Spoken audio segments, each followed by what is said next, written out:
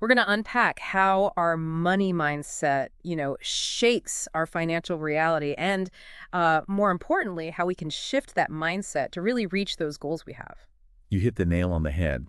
So many financial books, they focus on like strategies and tactics, right? Yeah. But Secrets of the Millionaire Mind, this one by Harv Eker, it goes deeper. It goes like under the surface. He says we all have this financial blueprint and it dictates our whole relationship with money. And the crazy part is it's often working subconsciously. This whole blueprint thing, it's pretty fascinating, right? I'm reading the book and thinking it's like a bunch of beliefs we've all kind of picked up about money. We don't even realize it. Like we're running on autopilot with this stuff, and it's often from way back, like childhood. Exactly. And here's what's really wild. Those beliefs, they might not even be ours originally. Think about common phrases we hear growing up, right? Yeah. Money is the root of all evil. Oh, or that classic, you have to work hard to be rich. Now, these sound harmless, right? But they can actually like embed these limiting beliefs about wealth. They get deep inside us. It's almost like we inherit this financial baggage, Yeah. without even realizing it. Yeah. So how does this blueprint actually like play out in real life? What does it look like? So Aker says this blueprint can either, like propel us towards success financially, or it can hold us back, right? Yeah. So if our blueprint is full of those negative beliefs like I'm not good with money or rich people are greedy, it's kind of like a self-fulfilling prophecy, you know what I mean? Yeah. We unconsciously make choices that just reinforce those beliefs and we stay stuck financially, I mean. Okay, so that makes a lot of sense. I can see how someone who like truly believes they're bad with money, they might just avoid, I don't know, making a budget or even checking their bank balance. It's not even just about avoiding stuff, though. These beliefs, they can impact like how much we even earn. If you believe that rich people are, bad, you might subconsciously shy away from opportunities that could bring you wealth. Oh, wow. So even if we have all the skills and talent, our ingrained beliefs could be like a ceiling holding us back. It's kind of unsettling, but also empowering because it means we can actually shift those beliefs, right? Absolutely. That's the core message here. We have the power to rewrite that blueprint.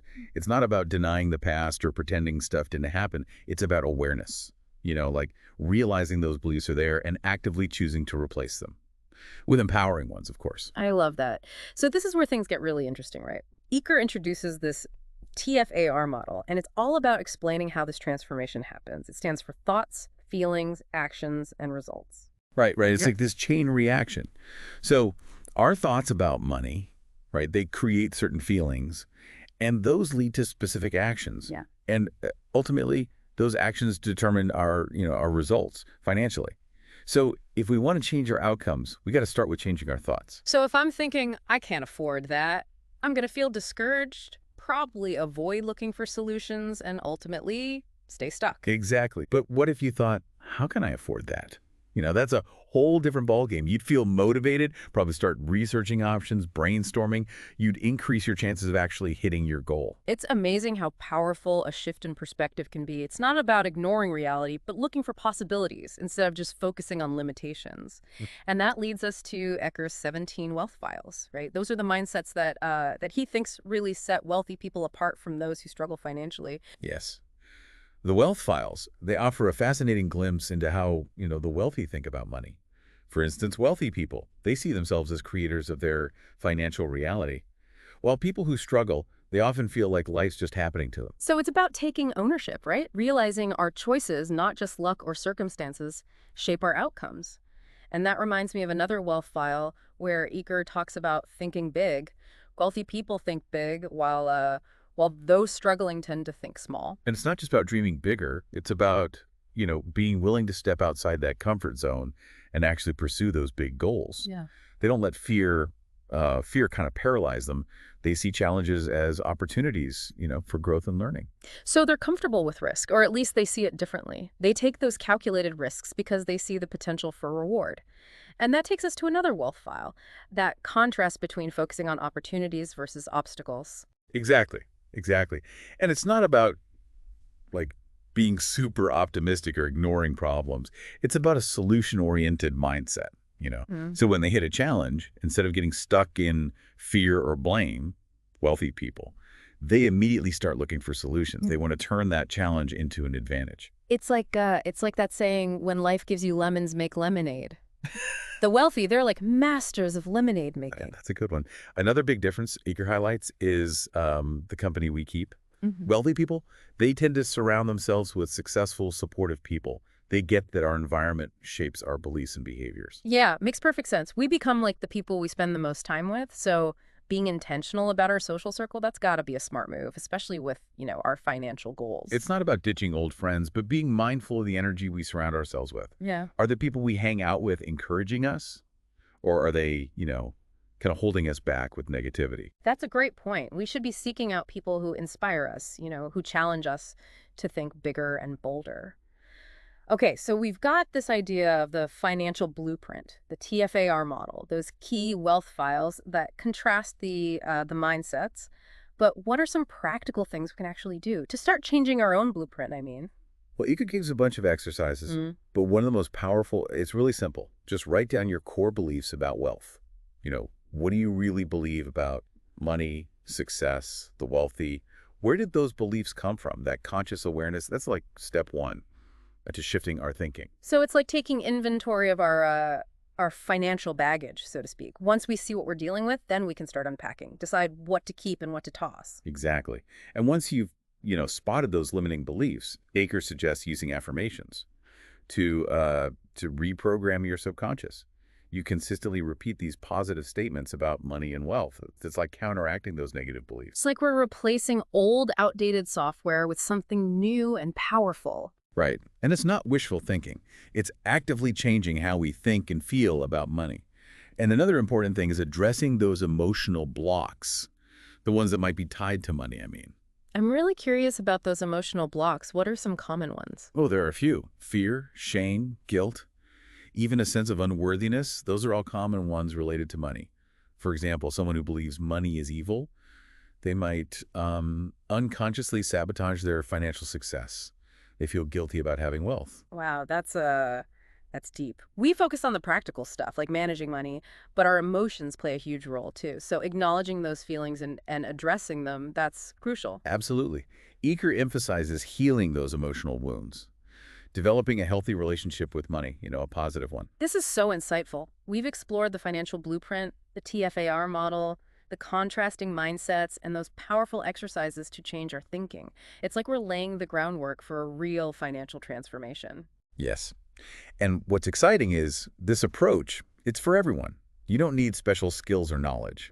It's about shifting your mindset and taking action. Consistently, of course. And that's something we can all do. It doesn't matter what our current situation is, right? Exactly.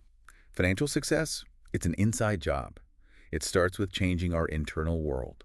And then those changes, they'll show up in our external world. So we've been unpacking this whole idea of the financial blueprint, right? How it forms, how those, often unconscious beliefs can really impact our financial lives. Now let's shift gears a bit. How do we take these insights and turn them into action? Real world stuff.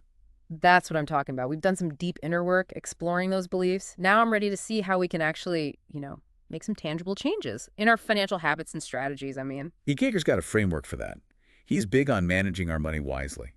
And he's not just saying earn more, right? It's about understanding how to make our money work for us, not the other way around. Oh, I love that. So many people just focus on that income number, but this is about like maximizing what you already have. Exactly. And one of those foundational tools, he really stresses budgeting. Might sound basic, but he says it's not just about tracking where your money goes. It's about conscious choices, where you want it to go. That's a subtle but important difference. It's not about restriction. It's about aligning your spending with what you value and your goals too. You got it. He suggests finding a budgeting method that clicks for you. Could be the classic envelope system, apps, even a spreadsheet. The key is finding what helps you monitor your income and expenses. Effectively, I mean. So instead of budgeting being this chore, it's about empowering yourself, making those informed decisions about your finances. And once we have a handle on the spending, then we can shift to building wealth, right? Yes. And he says, move beyond just thinking about monthly income.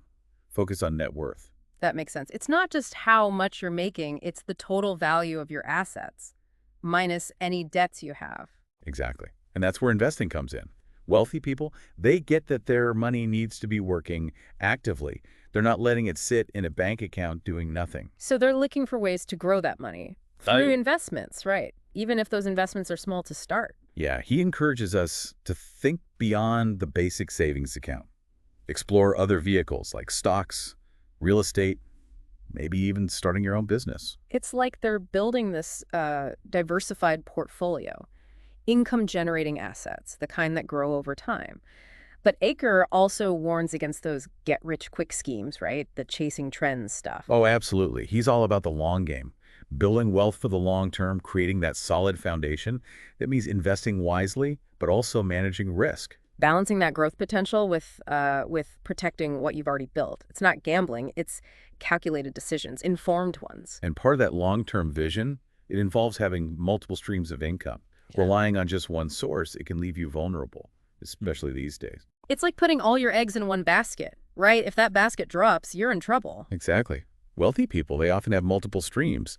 Could be rental income, dividends from stocks, income from a side hustle, even royalties. It's like a safety net, right? Diversifying those income sources, so if one slows down, you've got others to fall back on, but creating those streams, that probably takes a lot of, I don't know, time and effort. It can, yeah. But it also takes a shift in mindset.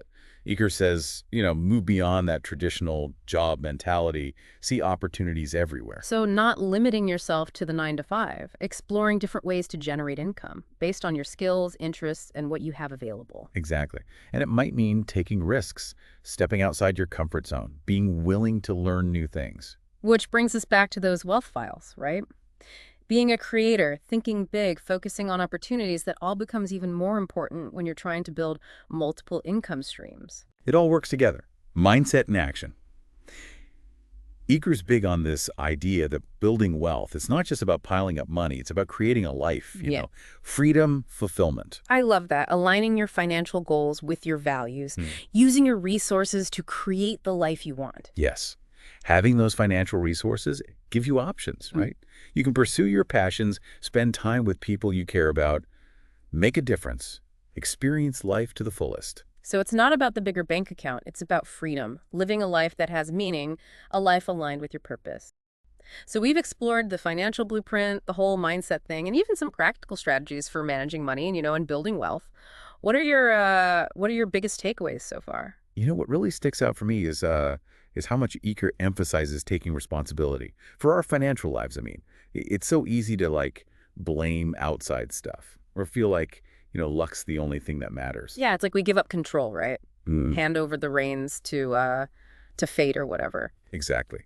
But Eker's point is, we've got way more power than we think. We can't control everything, sure, but we can control our thoughts, our beliefs, and what we do. And those choices, that's what shapes our financial reality. We're not victims, we're creators. Right. Of our financial future, I mean. Yes. Shifting from scarcity to abundance was a big one. It's not about pretending challenges don't exist. It's about facing them, but with a solutions-oriented mindset, just like those successful people Eker talks about. They don't let fear stop them. They know it's part of growth, and they push through it. They're willing to step outside that comfort zone, take those calculated risks. That calculated risk, that seems to be a key theme here. Not being reckless, but weighing those potential rewards against the downsides, making informed choices. And they're always learning, always growing. The financial world, it's always changing, right? Successful people, they want to stay ahead of the curve. They're constantly soaking up knowledge, finding mentors, going to seminars, reading, networking with other successful folks. They know that knowledge, especially financial knowledge, it's power. And they invest in themselves.